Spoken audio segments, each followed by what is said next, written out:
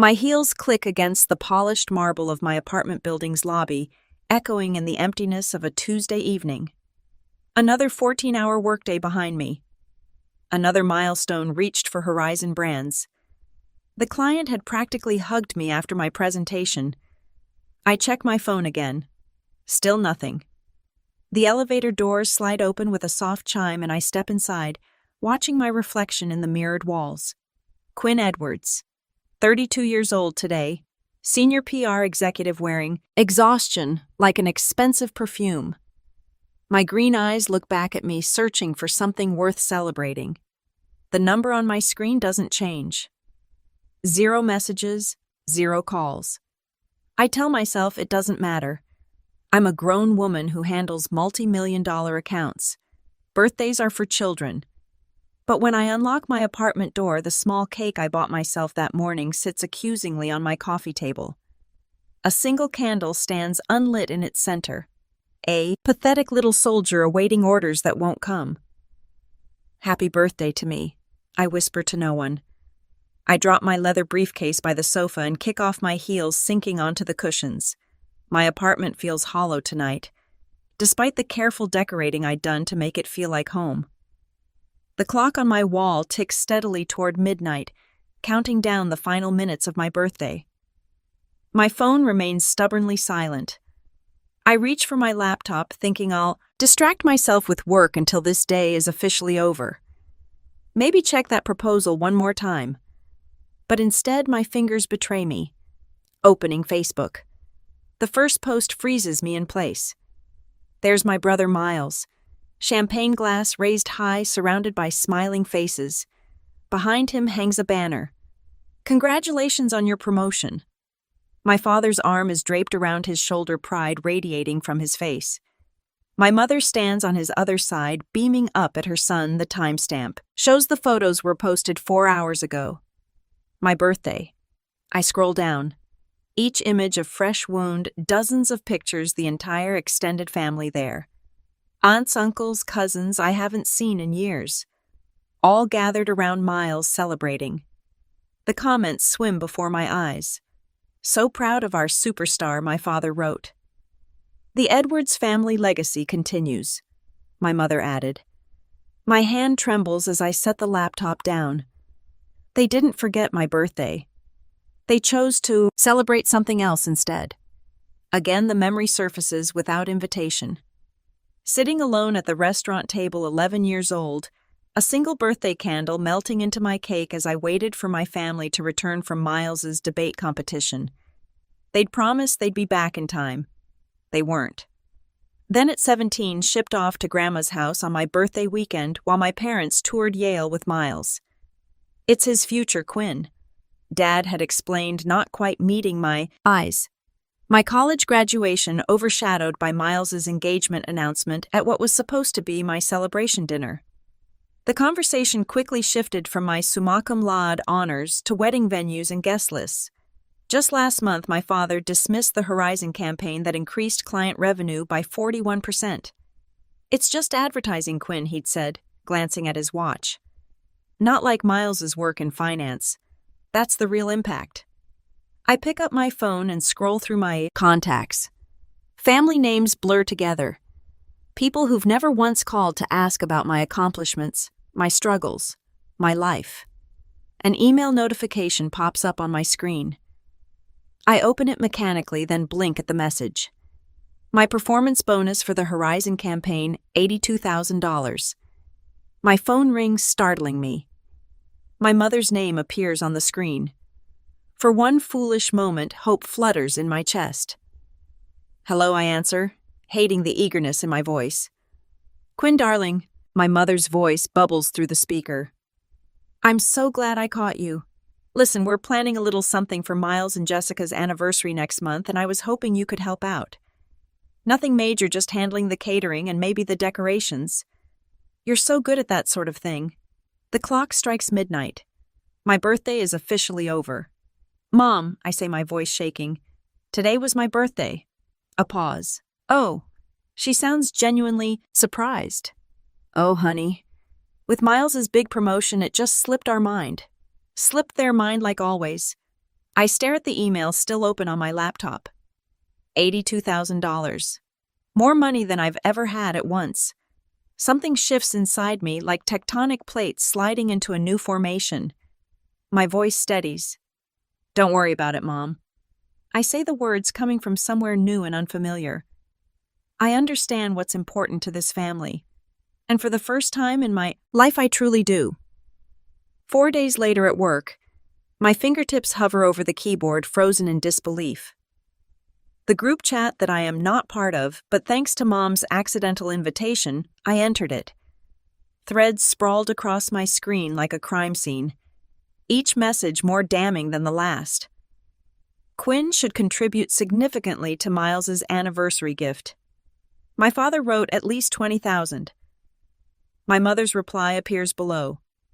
She just got that bonus time. She supports the family for once. And there it is. My name spelled Quinn in the family thread. 1 in instead of 2. My own mother can't even spell my name correctly. I lean back in my office chair, the leather creaking beneath me. The Chicago skyline stretches beyond my window buildings, glittering in the afternoon Sunday. Inside Horizon PR's glass-walled conference room, I'm supposed to be preparing for tomorrow's client meeting. Instead, I'm discovering just how little I matter to the people who should care most. My phone vibrates. Jennifer pokes her head through my doorway, her dark curls bouncing as she enters. Your brother's online too, she says, then narrows her eyes at my expression. Everything okay? Miles used our contacts at Regent Tech, I say, turning my laptop toward her. Pulled their marketing director into a meeting for his investment firm without asking me. Jennifer scans the emails, her frown deepening. This is the 3rd time he's done this, and your dad thinks you should give him $20,000 for an anniversary party. M. She lets out a low whistle. That's messed up, Quinn. Apparently it's time I support the family for once, I say, the words bitter on my tongue. What exactly have they done for you lately? Jennifer asks, perching on the edge of my desk. Her bluntness is why we've been friends since orientation day 5 years ago. The question hangs in the air as my office phone continues blinking. Miles waiting for me to pick up. Probably wants another contact, another favor. Your bonus was well earned, Jennifer continues. Lawrence wouldn't have approved it otherwise. As if summoned, my boss appears in the doorway. Lawrence Chen, CEO of Horizon PR. Immaculate in his charcoal suit despite the late hour. Quinn, the Westfield campaign numbers just came in, he says, sliding a folder across my desk. 41% increase in their quarterly revenue. The board is ecstatic. His smile reaches his eyes. This is why I fought for your bonus. You've earned every penny. After he leaves, Jennifer squeezes my shoulder. See, at least someone appreciates you. I finally answer Miles's call, keeping my voice professional despite the anger simmering beneath my skin. He needs Regent Tech's chief marketing officer at his dinner tomorrow. Important potential client. Family helping family. I'll see what I can do. I say non-committal. That evening I stop at Mrs. Bennett's apartment on the 3rd floor. She opens the door with a warm smile that crinkles the corners of her eyes, the scent of freshly baked cookies wafting from her kitchen. Right on time, she says, ushering me inside. At 84, Mrs. Bennett moves with the determination of someone half her age. These oatmeal cookies won't eat themselves. We sat at her small kitchen table, the checkered tablecloth soft beneath my fingers. For 3 years, Tuesday evenings have been our ritual. Me bringing takeout, her providing dessert, the family I've chosen rather than the one I was born into. You look troubled, she observes, pushing the cookie plate closer. I tell her about the emails about Miles using my contacts about the $20,000 they expect me to contribute, and they spelled my name wrong. I finish hearing the childish hurt in my voice. Mrs. Bennett's hand covers mine. Some parents never see their children clearly too busy looking at their own reflection. Her words follow me home, lingering as I change for the family dinner I've been dreading for days. My apartment feels like a sanctuary now, away from what awaits me at my parents' house. On Saturday evening, the Edwards family mansion looms over Lakeshore Drive, 3 stories of stone and privilege. Inside, my mother Claudia fusses with flower arrangements, while my father Richard pours himself a scotch. Miles and his wife Jessica sit on the leather sofa looking like a country club. Advertisement. Dinner progresses with the usual choreography. My father dominates the conversation detailing Miles's recent promotion. My mother interjects with the perfect anecdote. I push salmon around my plate, waiting for the inevitable. It comes with dessert. Quinn, my father says, setting down his coffee cup with authoritative precision. We need to discuss your contribution to Miles and Jessica's anniversary celebration. The room seems to contract. All eyes turn to me. 20,000 would cover the venue and catering, he continues. As the only family member with a recent windfall, it seems appropriate. My mother nods, her pearl earrings catching the light. Family supports family, darling. The words trigger something in me. Family supports family. When had they supported me? I can't, I say quietly. My father frowns, not processing my refusal. I beg your pardon. I can't contribute $20,000. My voice steadies. That's a quarter of my bonus. I have other plans for it. Silence descends thick and unfamiliar. No one in this room is accustomed to hearing no from Quinn Edwards. What other plans could possibly take precedence over your brother's celebration? My father's voice drops dangerously. My future, I answer simply. My mother's face crumples. After all we've done for you, she whispers, tears gathering. The performance is flawless, designed to maximize guilt. What exactly have you done for me? The question slips out before I can stop it. My father rises, towering over the table. I will not tolerate ingratitude in this house. Your brother is the real achiever in this family. The least you can do is support his success. His words strike with precision. Finding the bruise he's been pressing my entire life, I stand, legs unsteady beneath me. I need to go, I say, gathering my purse. My mother reaches for my arm. Quinn, please don't make a scene. But for once I don't. Retreat into silence. I don't smooth things over. I walk out the front door, guilt trailing behind me like a shadow. But something else too. Resolution. For the first time in 32 years, I've refused to fade into the background of my brother's life. It feels terrifying. It feels right. In my car, hands still trembling on the steering wheel, I make a promise to myself. This is just the beginning. A week later, Mother calls every morning at precisely 7:15. I've started leaving my phone in the bathroom while I make coffee. Quinn, sweetie, this rebellious phase needs to end. Her voice echoes from the speaker as I apply mascara. Your father hasn't slept properly since that dinner. I watch myself in the mirror, cataloging the familiar tightness around my mouth. Mom. I'm not rebellious. I'm 32. Then why are you breaking our hearts after everything we've sacrificed for you? The mascara wand freezes midair. What exactly have you sacrificed for me? She gasps, genuinely shocked. How can you ask that? We gave you everything. I have a meeting. I need to go. I hang up before she can respond. By afternoon, my father strides through the glass doors of Horizon Brands, his tailored suit and commanding presence turning heads. Jennifer catches my eye across the conference room, mouthing code red before disappearing. I intercept him near reception. Dad, this is my workplace.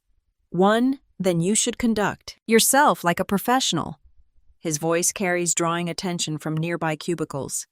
Professionals honor their family obligations. Lower your voice. I guide him toward an empty meeting room, acutely aware of curious glances. What do you want? Your mother hasn't stopped crying. Is that what you wanted to punish us because we missed one birthday? The dismissal ignites something molten inside me. One try. 20 years of birthdays, graduations, and achievements. You always exaggerate. He checks his watch. The point is, Miles deserves our support. 20,000 from your bonus is more than fair. My phone buzzes with an emergency alert from our biggest client. I have to handle this crisis. We'll talk later. I do too. This conversation isn't finished, Quinn. Actually, it is. I close the door behind me, hands trembling but voice steady as I dial the client. 3 hours later, I stand before our executive team presenting the crisis management strategy that saved the Westridge account. My voice doesn't waver once. "That was extraordinary work," our CEO says afterward, hand on my shoulder. "You just saved a $3 million account with that quick thinking." The client called me personally to sing your praises. Pride blooms warm in my chest. Unfamiliar, but welcome. Thank you. I appreciate that. Walking back to my office, I notice 6 missed calls from Miles and a text. "Mom's crying every night because of you. Fix this." Fix. I silence my phone and turn to the stack of congratulatory emails from colleagues and clients. The contrast is stark. At work, I'm valued. At home, I'm an afterthought unless I'm giving something. 3 weeks after my birthday, I sit alone in a corner cafe laptop, open a half-eaten slice of carrot cake beside me. At a nearby table, a group of friends surround a young woman wearing a paper crown. They laugh, offering gifts wrapped in shiny paper. Make a wish, Amanda. Someone calls as she blows out her candles. I watch their easy affection, the genuine celebration of her existence. The realization settles like a stone. I will never have this with my family. No amount of achievement will make them see me. My fingers hover over the keyboard without quite deciding to. I type Lakefront Property, Michigan. The search yields dozens of results. I click on one. A 4-bedroom house with wide windows facing the water, wooden deck wrapping around 3 sides. Mature pine trees offering privacy. Price $365,000. I study the photos, something expanding in my chest with each swipe.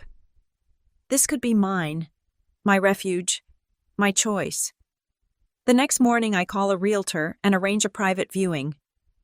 2 days later, I stand on that wooden deck watching sunlight dance across the lake surface. The owners are motivated sellers, the realtor explains.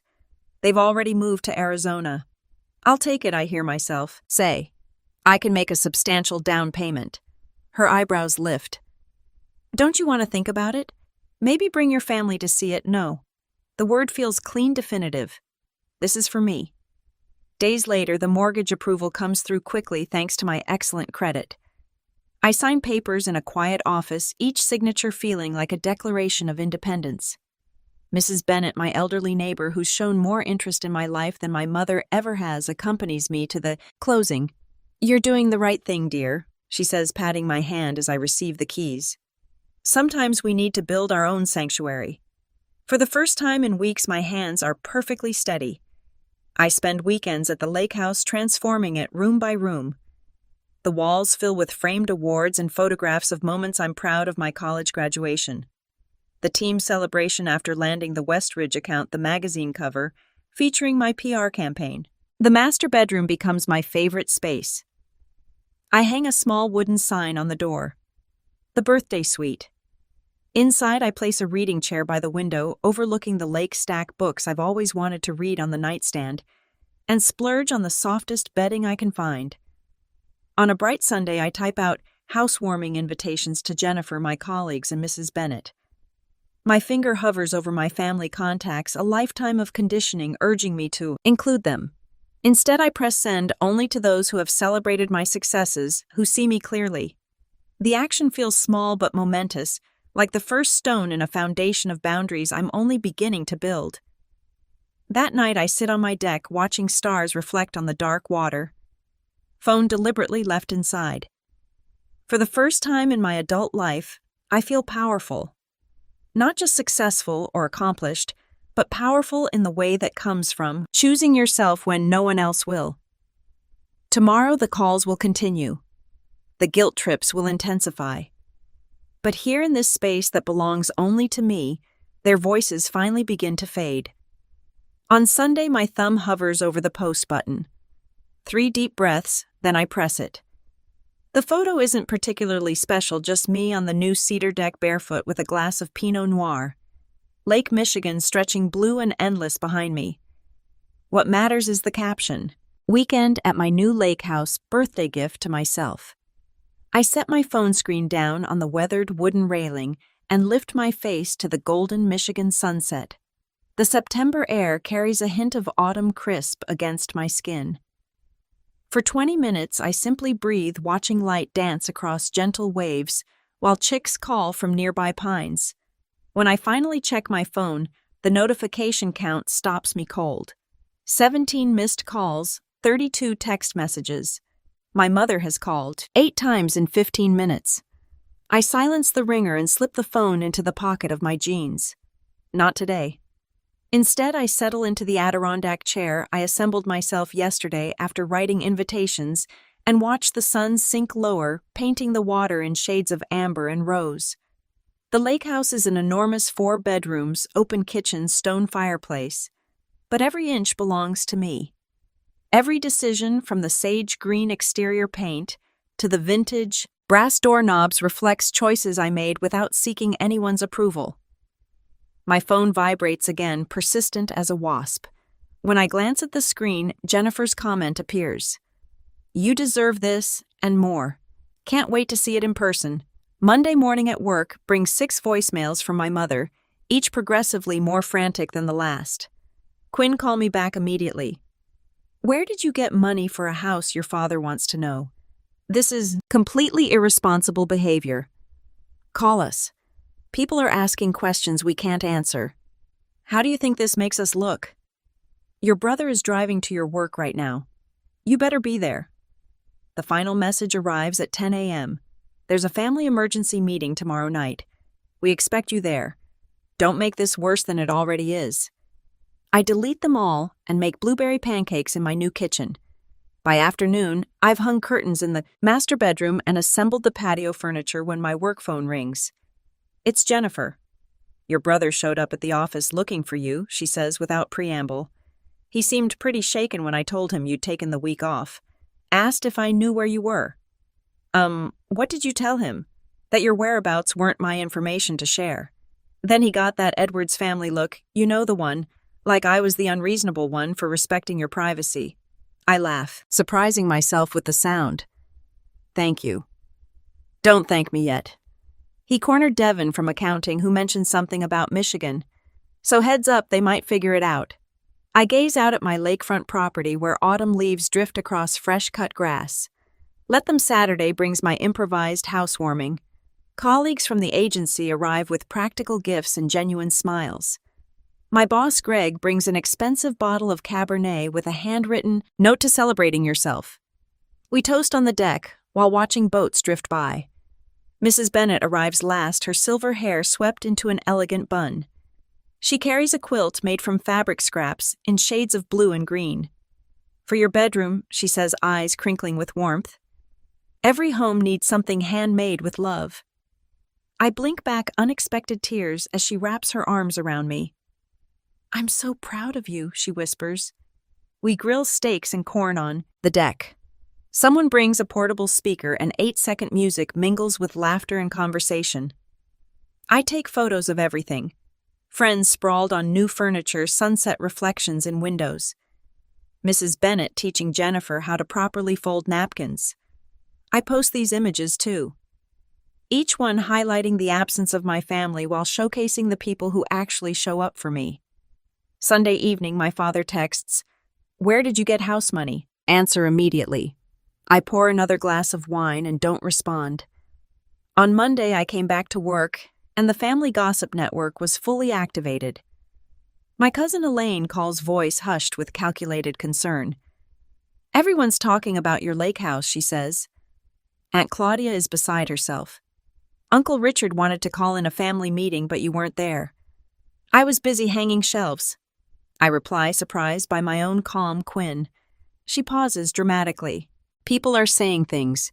What things? That you've been hiding money, that you're having some kind of breakdown, that this is all because you're jealous of Miles's success." I laugh, then a real laugh that bubbles up from somewhere new inside me. That sounds exactly like something my family would say. The call that finally comes Thursday night is from my mother. I answer on the 4th ring, settling into my porch swing. Quinn Elizabeth Edwards, she begins, voice tight with controlled fury. This has gone far enough. The Petersons, the Carsons, even Reverend Wallace has asked about your situation.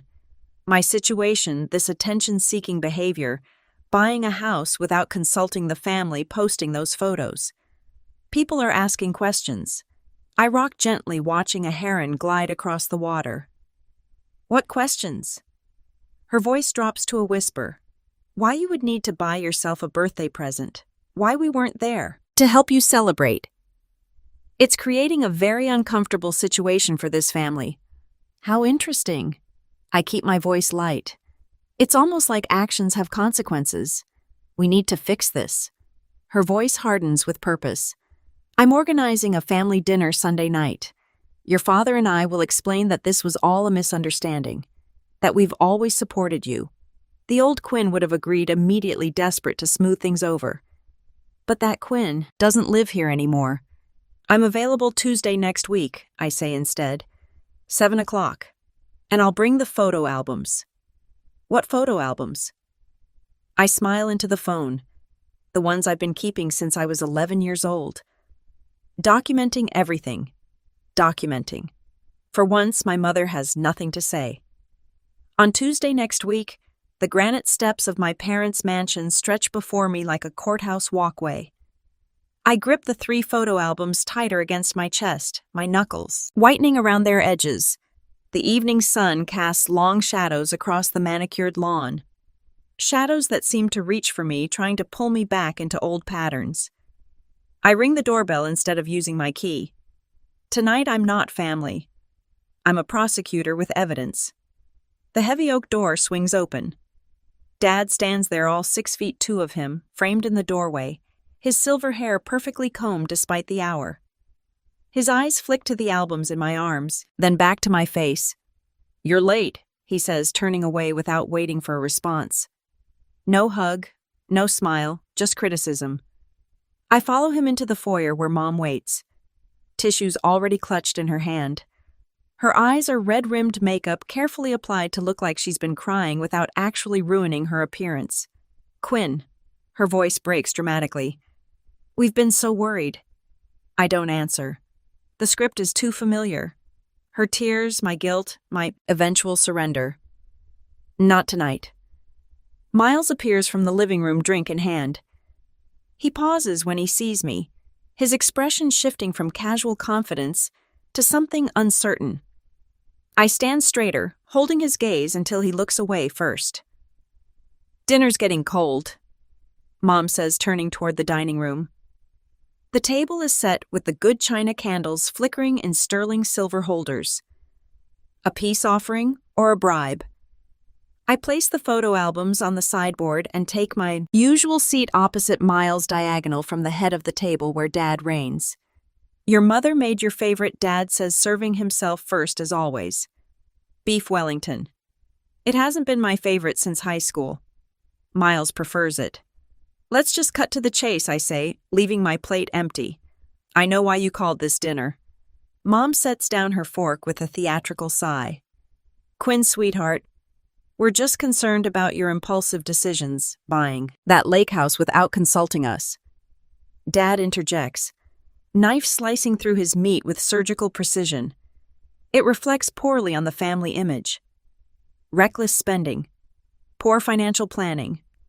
It was my bonus money, I say quietly. Money that could have been invested properly.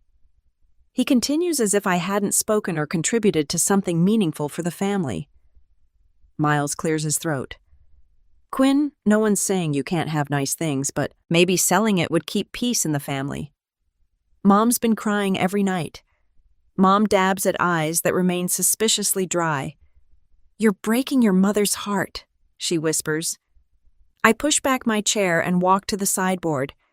The album feels heavy in my hands as I return, placing it at the center of the table. I brought something I thought you should see. Dad's mouth tightens. We don't have time for scrapbooks. Make time. My voice doesn't waver. I open the first album. Pages of Miles in party hats. Miles blowing out candles. Miles surrounded by towers of presents. ages 6 through 25. Each birthday documented with professional photography. Turn to page 16, I tell Miles. He hesitates, then flips the page. A photo of his 18th birthday. A car with a giant bow. Dad handing him keys. Mom crying tears of actual joy. I slide the second album forward. This one's mine. Mom reaches for it first. Her fingers tremble, slightly as she opens it. Empty pages stare back at her. A few scattered photos. Me alone with store-bought cupcakes. One of Mrs. Bennet hugging me on my 30th. Nothing else. There was nothing to put in it. I explain. On my 21st birthday, you were at Miles's engagement party. Remember Miles flinches. I open the third album without waiting for a response. Family vacations, Disney World, the Grand Canyon European tours. I'm not in these because I wasn't there, I say. I was left with Grandma, or at summer camp, or told there wasn't enough money for everyone to go. Dad stands abruptly, chair scraping against hardwood. What's the point of this melodrama, Quinn? You've always been the difficult one. The point is evidence. Next comes a spreadsheet printed and highlighted. This tracks family spending Miles versus me college tuition, birthday gifts, car down payments, family trips. The numbers tell their own story. Thousands for Miles, hundreds for me. And this, I say, pulling out a worn diary page, is from when I was 9. I read aloud. Maybe next year they'll remember my birthday without Grandma calling to remind them. Finally, I produce a photograph. Christmas dinner 3 years ago. An empty chair at the table, a place setting with my name on a card. I was in Chicago working.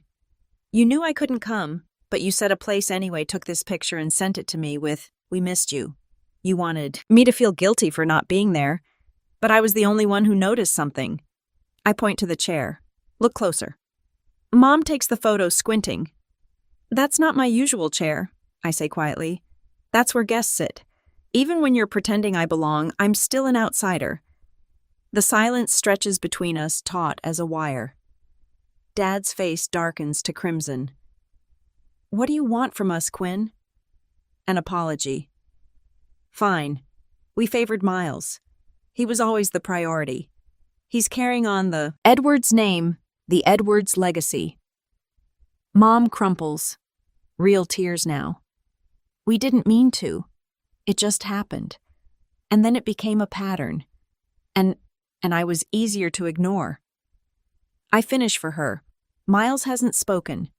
He's staring at a photo I deliberately placed at the edge of the table. Him at 8, surrounded by presents. Me at 6, watching from the background, mouth tight in a smile that doesn't reach my eyes. I stand gathering my evidence except for the albums. Those I leave behind. I don't need your approval anymore, I say, voice clear and steady. I don't need your love or your attention or your validation. I waited 32 years for you to see me. I'm done waiting. I turn toward the door, shoulders straight steps, unhurried. Behind me, Miles calls my name. Mom sobs.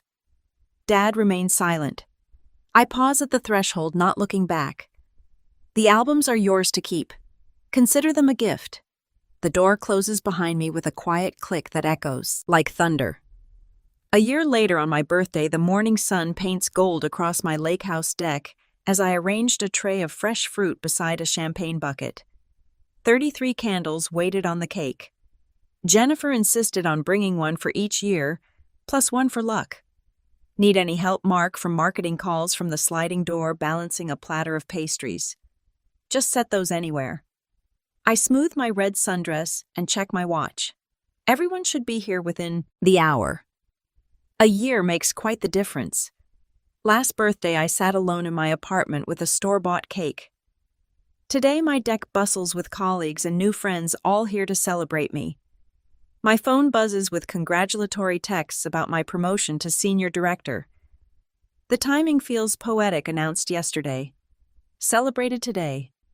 The lake sparkles beyond the railing, reflecting the sky that matches my mood. Dr. Levine, my therapist, would call this progress. Our weekly sessions have helped me understand the family dynamics that shaped me. Generational patterns, she calls them. Breaking them takes courage. Courage looks like spending Thanksgiving at a resort in Vermont instead of my parents' house. Like muting group texts when they turn manipulative. Like building my own traditions from scratch. Quinn. Jennifer raises her mimosa glass to the birthday girl who taught us all how to choose ourselves. Glasses clink. Laughter ripples. I absorb the warmth of genuine connection. So different from the hollow performance of family gatherings. A car door slams out front. I know that engine sound. My brother's BMW. Miles stands awkwardly at the edge of the deck, holding a wrapped package. The party conversation dims as he approaches.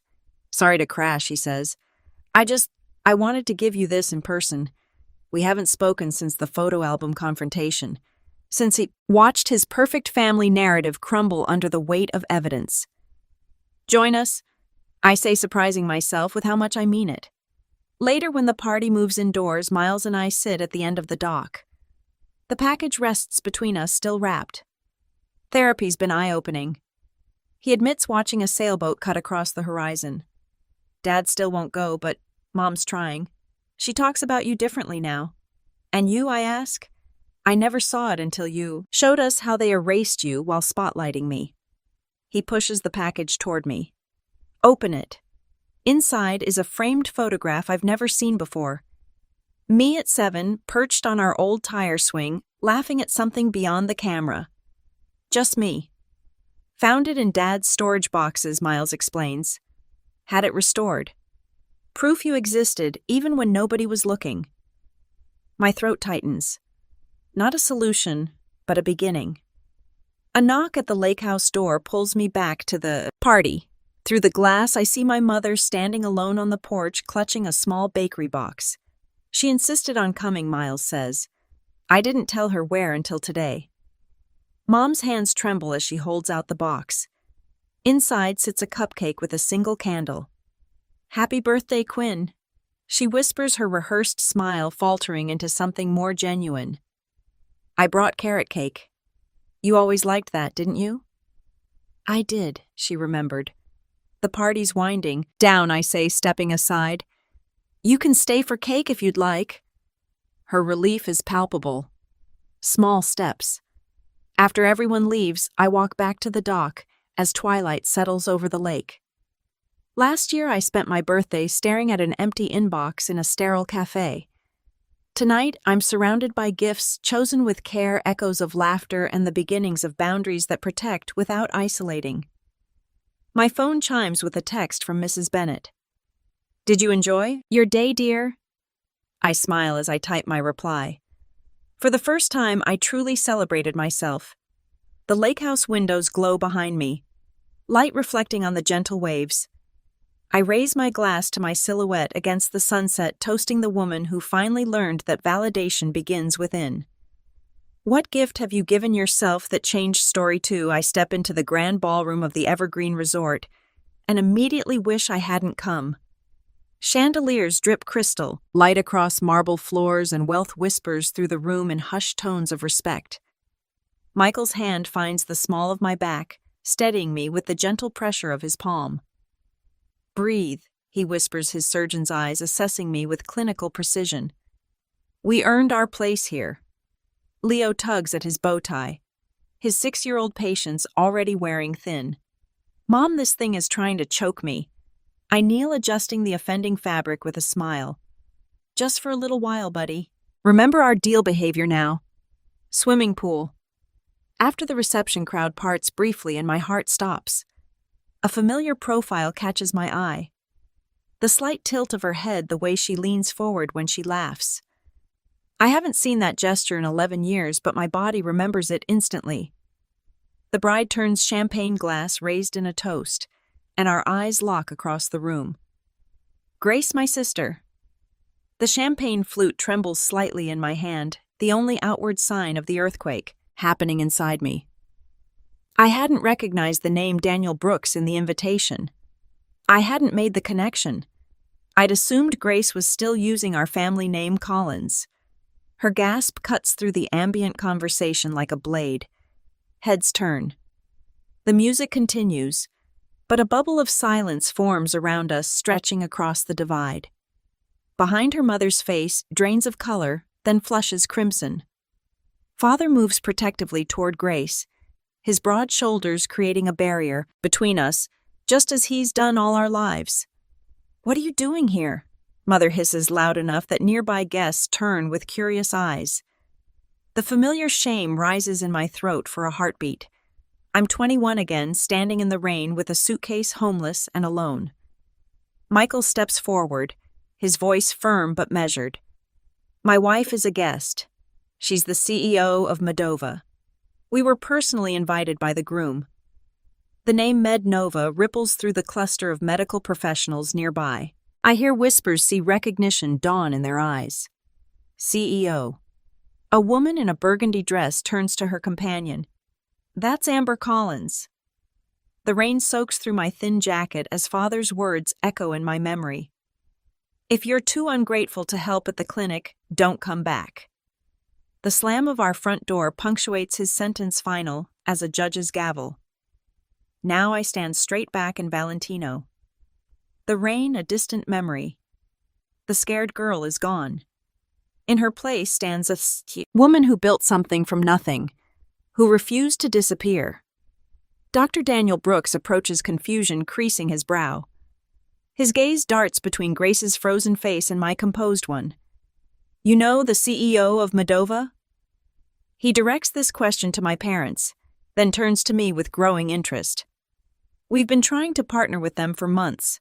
Your patient monitoring system is revolutionizing post-surgical care." Grace attempts a smile, but it falters at the edges. Mother and father exchange glances loaded with panic. The whispers among the wedding guests grow louder, more insistent. I could make a scene. I could expose 11 years of lies.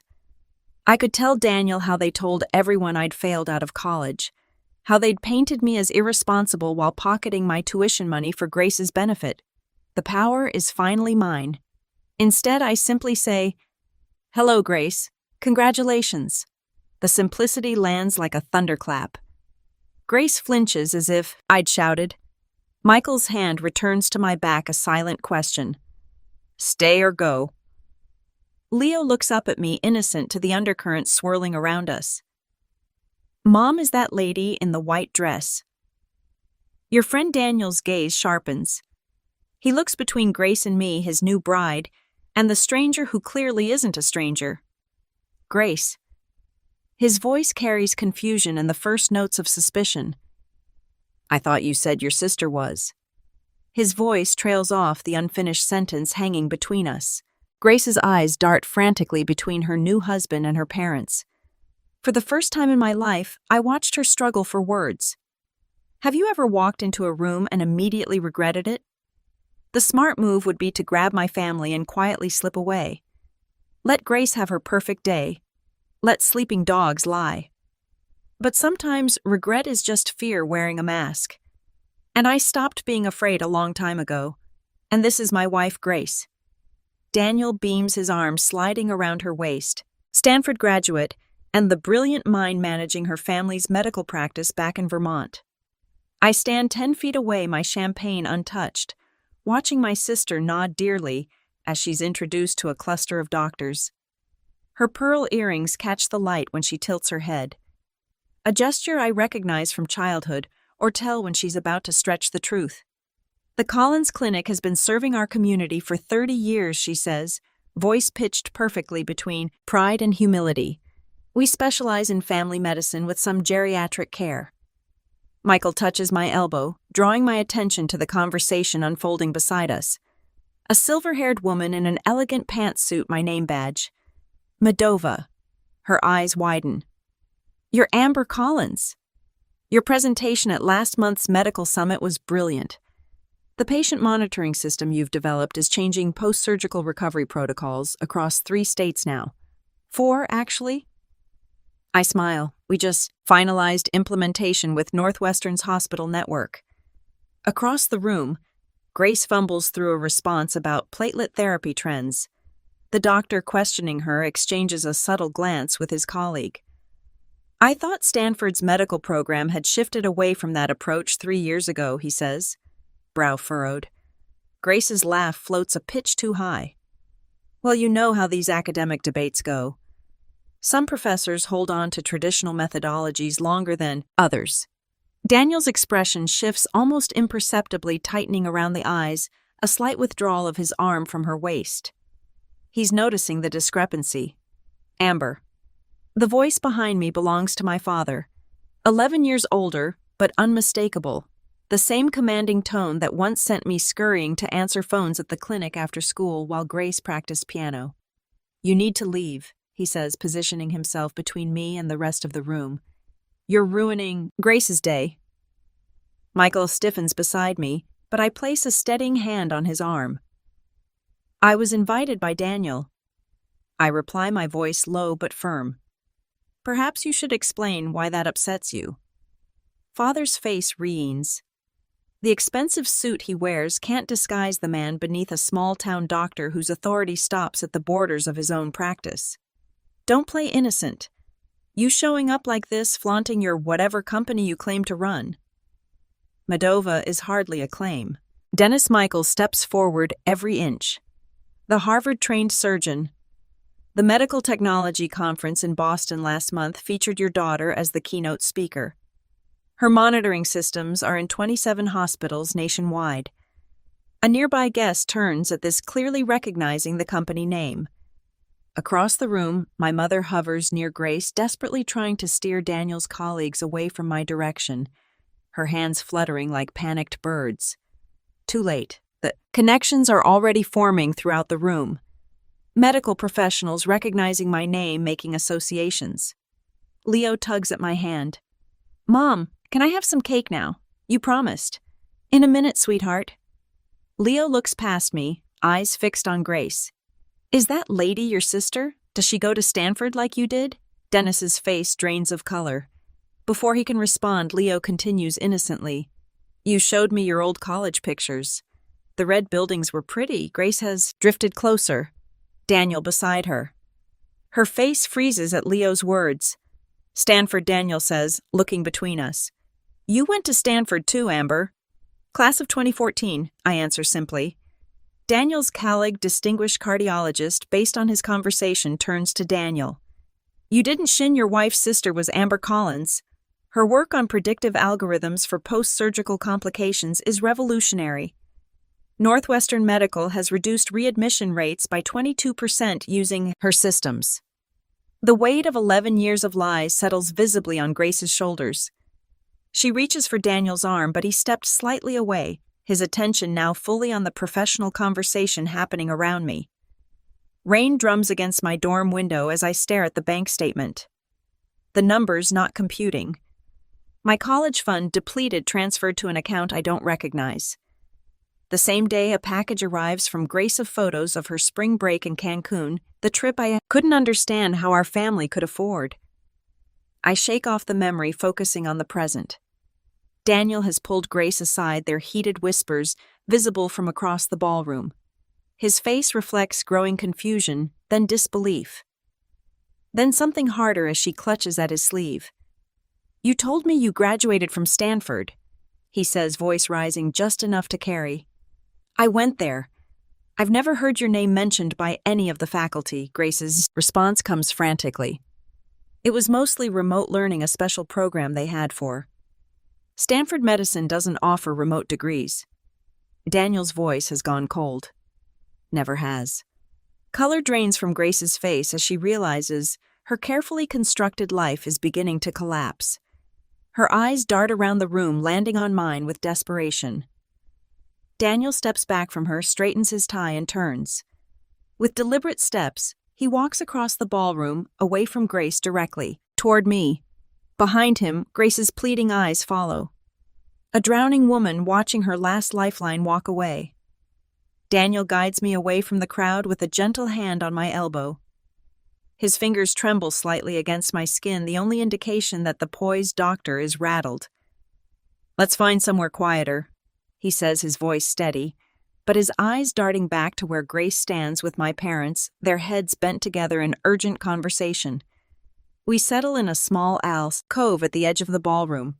2 plush chairs, a small table between us.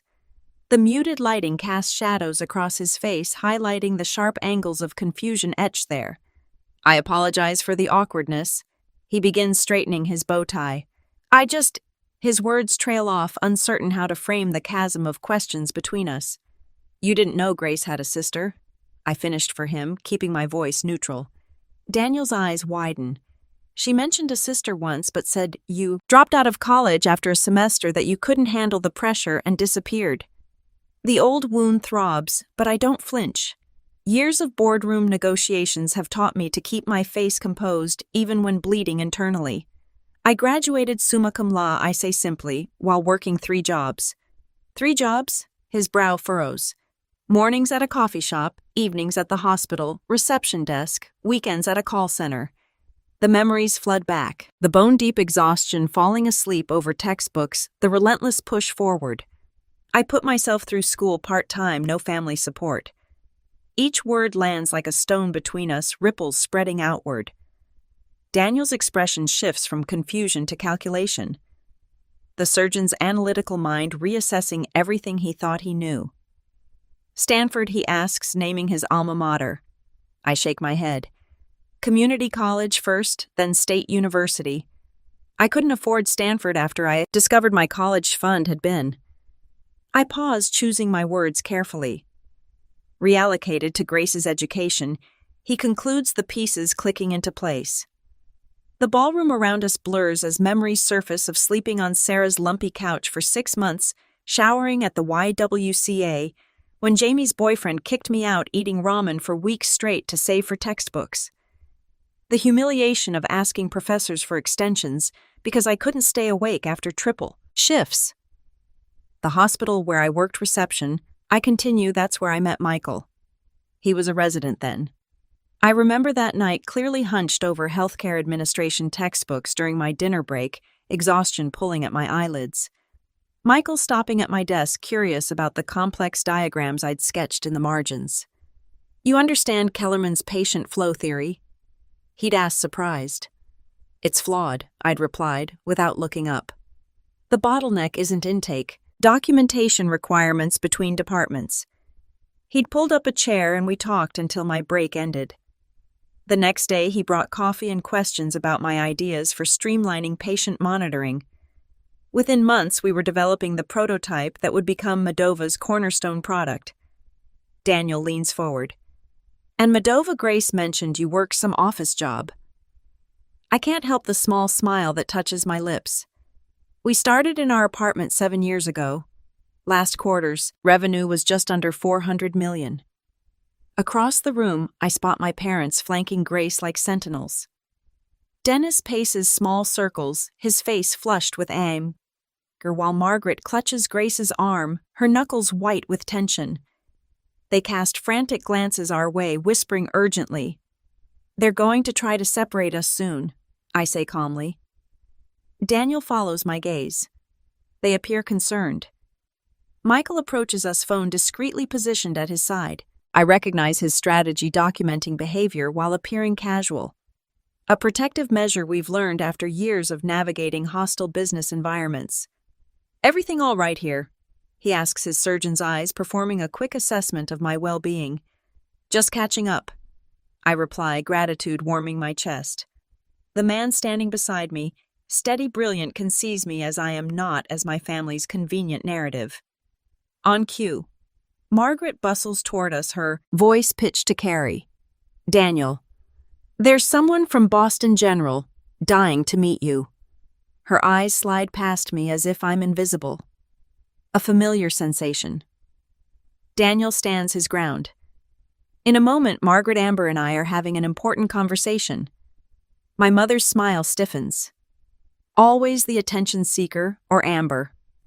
She turns to the nearest cluster of guests. She's always been jealous of her sister's accomplishments. The statement hangs in the air like smoke, acrid and choking. Several guests shift uncomfortably, eyes darting between us.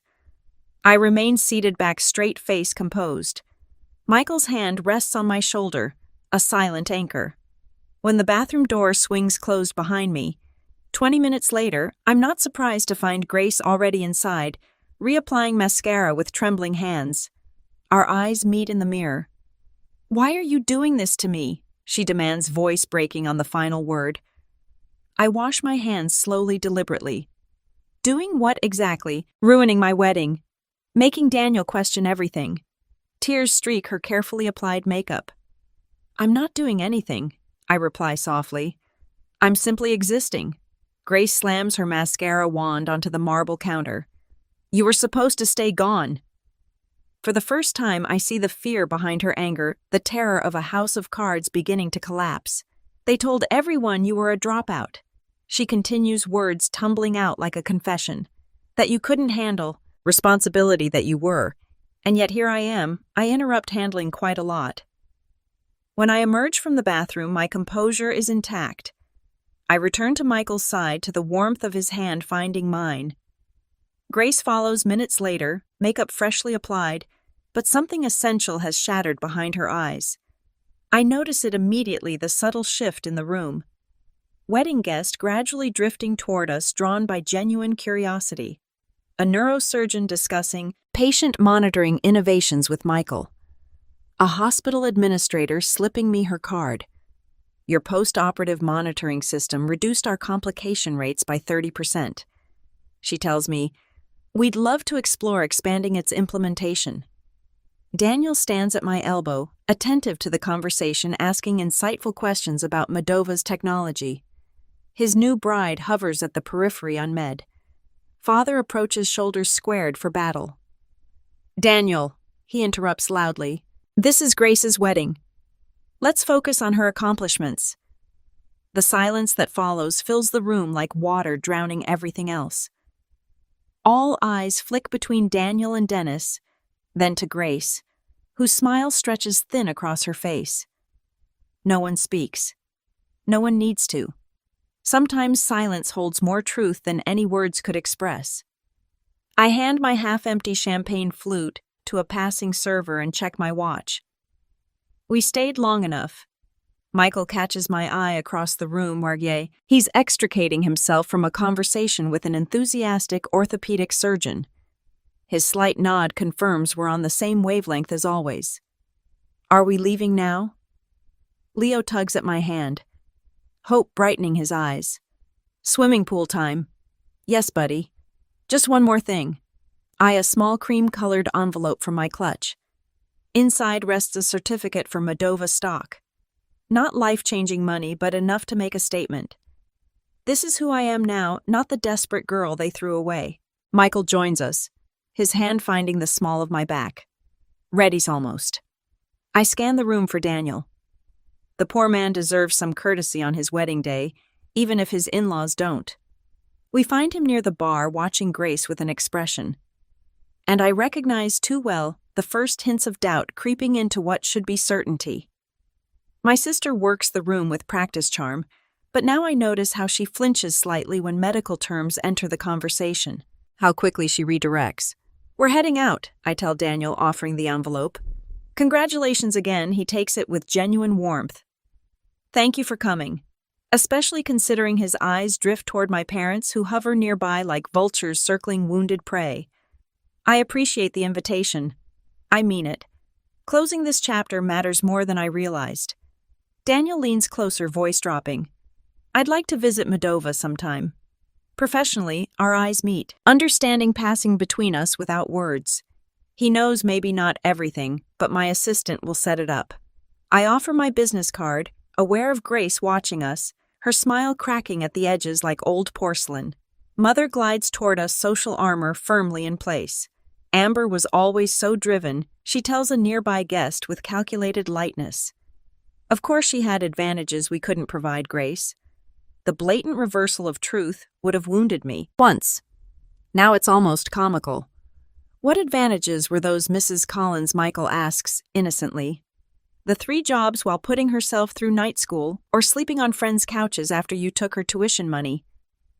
Mother's face hardens, but a cluster of Daniel's colleagues has drifted within earshot. She reads a step, recalculating. Leo looks up at me, confusion clouding his face. Aren't those people your family, Mom? The question silences everyone within hearing distance. Simple, direct, unintentionally devastating. I kneel to his level. They're relatives, buddy. Family is different. Father chooses this moment to approach, puffing up his chest like he did when I was young and easily intimidated. You can't just waltz back into our lives. And I'm not interested in walking back into anything. My voice cuts through his bluster with quiet finality. I'm not here to expose you or reconcile with you. I built my own life, which is exactly what you forced me to do when you showed me the door. The image flashes unbidden. Rain soaking through my jacket, the weight of my suitcase, the terrifying freedom of having nothing left to lose. Behind me. Leo fidgets with his bow tie again. Michael rests his hand on our son's shoulder, studying him the way he studied me all those years ago when I thought I'd drown. Thank you, I tell my parents, causing them to blink in confusion. Thank you for not giving me a chance. You made me build my own. Mother's face contorts between rage and social preservation. For once, she finds no words. I take Leo's hand. Michael falls into step beside us as we make our exit, unhurried, dignified, complete. No dramatic declarations, no tearful scenes, just the quiet power of walking away whole. Whispers follow us like gentle rain. But unlike that night 11 years ago, they don't touch me. I've built an umbrella of accomplishment that shields me from their storms. In the lobby, Leo breaks free and spins with childish delight. Pool time. 10 minutes to change, and I'll meet you there, Michael tells him, tasseling his hair. As we cross toward the elevators, I catch our reflection in the polished marble wall, a family of 3, solid and connected. Behind us, through the ballroom doors, I glimpse Daniel watching her departure, then turning back to his new bride with new questions in his eyes. Some weddings mark beginnings. This one marks an ending, the final release of expectations I never needed to fulfill, approval I no longer seek, and pain I refuse to carry forward. Leo punches the elevator button with enthusiastic determination. Up we go. Yes, up we go indeed. Sunlight angles through the floor-to-ceiling windows of my office, casting long shadows across the polished concrete floors. 1 month has passed since Grace's wedding, but the memory still lurks in corners of my mind like a half-forgotten dream. I scan the partnership proposal from Boston Memorial. A contract worth 8 figures sprawled across my desk. Modova's patient monitoring system reduced post-surgical complications by 37% in their trial run. Numbers don't lie. Numbers don't play favorites. My assistant Meredith's voice crackles through the intercom. Dr. Daniel Brooks is here to see you. My pen stills against paper. I hadn't spoken to my sister's husband since that night. Send him in. Daniel enters like a man, carrying invisible weight. His shoulders curl forward. Suit jacket wrinkled at the elbows. Dark circles shadow his eyes. Thank you for seeing me without an appointment. He stands awkwardly until I gesture toward the chair opposite my desk. Coffee? I offer. He shakes his head. I can't stay long. I wait. Experience has taught me the power of silence. I've consulted with a lawyer about annulment possibilities. The words tumble out like stones. Everything Grace told me was fabricated. She never attended Stanford. She never managed your parents' clinic. She's the receptionist. I absorbed this without surprise. The lies were always there, waiting for someone to notice. I'm sorry to hear that I say and mean it. Your parents made her the face of their practice while they... His voice trails off as he runs a hand through to shove hair. The billing practices at their clinic. They've been charging Medicare for procedures never performed using outdated codes deliberately. Grace helped them do it. The revelation lands like a slap, not because it's shocking, but because it confirms suspicions I buried years ago. I didn't mean to drag you back into this, Daniel continues, but when I started investigating Grace's background, I found discrepancies. Your name kept appearing in old clinic records, then vanishing completely 11 years ago. The skyline beyond my window shimmers in summer heat. I built this view from nothing while they built their lives on fabrications. They used my college fund for grace, I say simply. When I confronted them, they told me I wasn't Stanford material anyway. Daniel winces. The irony is, I never wanted to be a doctor. I wanted to improve medical systems, make them more efficient, more accurate. You've done that, Daniel says, glancing around my office. Moldova is transforming post-surgical care across the country. A silent stretch is between us, comfortable in its honesty. The clinic is being investigated, he finally says. I submitted anonymous information to the proper authorities after discovering the extent of the fraud. They've been doing this for nearly 15 years. 15 years, beginning right around the time I left for college. My phone buzzes with a text from Michael. Picking up Leo early. Zoo Day. Join us. A warmth spreads through my chest. This is my real family now. What will you do? I ask Daniel. He straightens his shoulders. File for and cooperate with investigators. Start over. He hesitates. I came to apologize for my unwitting role in reconnecting you with your past, and to ask, do you plan to get involved in the investigation? The question hangs between us, heavy with implication. I could destroy them completely. One phone call from the CEO of Moldova to the Medicare fraud investigators would accelerate everything. No, I say finally. I built my life separate from theirs. I intend to keep it that way. Relief washes across his face. Thank you for seeing me. After Daniel leaves, I stand at my window watching traffic flow 40 stories below. My phone vibrates with a voicemail notification. Grace's number. The third this week. Michael calls as I'm gathering my things to meet them at the zoo. You sound tired, he says. Daniel Brooks came to see me. The family clique is under investigation for Medicare fraud.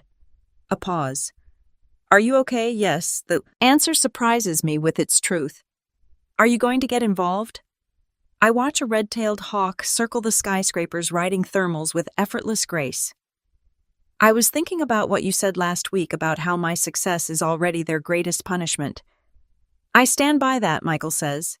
But it's your choice. My computer chimes with an incoming email. An attorney representing the Medicare Fraud Investigation Division requesting information about my time at Collins Family Practice.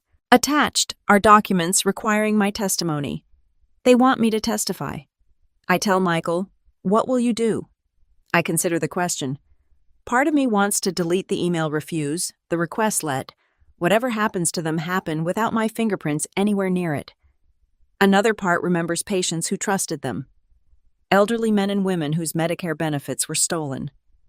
I'll forward them copies of the clinic's original records from when I worked there. I decide. Nothing more. Nothing less. Just the facts. I'm proud of you, Michael says. My phone buzzes again. Another voicemail from Grace. Her third today. The first one begged for money. The second threatened to tell Leo the truth about his mother. I don't need to hear the third. I press delete without listening. The small action surprisingly final. Leo wants to see the new tiger cubs. Michael says, his voice a welcome anchor to my real life. Tell him I'm on my way. I gather my bag, pausing at the door to look back at my office. The Boston Memorial contract waits on my desk. Another hospital ready to implement the system I built from nothing but determination and long nights. I close the door behind me, leaving Grace's voicemail and digital oblivion where it belongs. Some debts can never be repaid. Some wounds never fully heal. But I've learned that moving forward doesn't require forgiveness. Sometimes it just requires letting go. The purple cone flowers bend toward sunlight. I pinch back another spent bloom, adding it to the collection in my palm. 6 months have passed since the wedding. 6 months of breathing easier, like finally stepping out of shoes that never quite fit. Leo races between the raised beds, his Batman cape fluttering behind him. Mom, can I water the tomatoes? Start with the peppers, I tell him, pointing to the drooping leaves. They're thirsty today. He grabs his small watering can, tongue poking out the corner of his mouth as he concentrates on not spilling. The mid-May sun warms my shoulders through my t-shirt. No designer labels here. Just comfort in my own space. Michael appears at the patio door. 3 glasses of lemonade balanced on a tray. Reinforcements, he calls, descending the steps into our modest garden. His surgeon's hands, the same ones that perform delicate heart valve replacements, now pass lemonade to our son with exaggerated ceremony. "Thank you, good sir." Leo responds with a wobbly bow that nearly spills his drink. Michael's eyes meet mine over Leo's head. The unspoken conversation passes between us. This is what matters. This garden, this boy, this life we built from nothing but determination and truth. The Davis Hospital Board approved the patient monitoring system, Michael says casually, though we both know what this means. The 5th major hospital chain to adopt Moldovan's technology this year alone. Thousands more patients who will recover safely because of what we created. That's number 5, Leo announces proudly, counting on his fingers. Mom's helping all the sick people get better faster. I ruffle his hair, umphed at how he absorbs everything. That's the idea, buddy. The doorbell chimes from inside. Michael raises an eyebrow. Expecting something. FedEx, probably. Those component samples from Switzerland. But when Michael returns, his expression has shifted. He holds a certified letter. The return address visible even from where I stand. Grace Collins Brooks. My stomach tightens. The familiar knot I thought I'd finally untangled. "I'll be in my office." The envelope sits on my desk for 17 minutes while I finish reviewing quarterly projections. Michael leans against the doorframe. Silent support. When I finally slid it open, a single sheet of cream-colored stationery slides out, covered in Grace's careful handwriting. "Amber, the clinic closed last month. Not because of anything you did, because of everything Mom and Dad did. The investigation found billing irregularities going back 15 years. Daniel left me. He said he couldn't build a life with someone he couldn't trust. He was right. I'm not writing to ask for money. I know better now. I'm writing because I need to tell you that you were never the problem. I was raised to believe your intelligence threatened mine. Your independence undermined my security. I believed them when they said cutting you off necessary. I was wrong. They were wrong, and I'm sorry. Grace." Michael doesn't ask what it says. He waits until I fold the letter and place it back in its envelope.